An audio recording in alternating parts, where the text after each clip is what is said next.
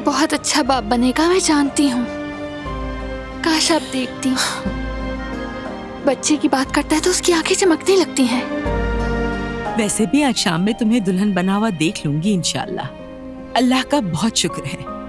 एक माँ के लिए सबसे खुशी का दिन वही होता है जब वो अपनी बेटी को दुल्हन के रूप में देखती है।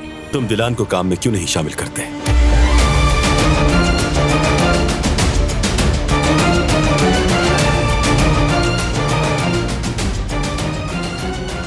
दिलान का रवि अपने फैसले खुद करती है।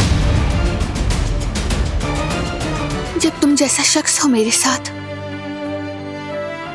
जो मुझे अच्छी तरह समझता हो, जिस पर मैं एतमाद करती हूँ,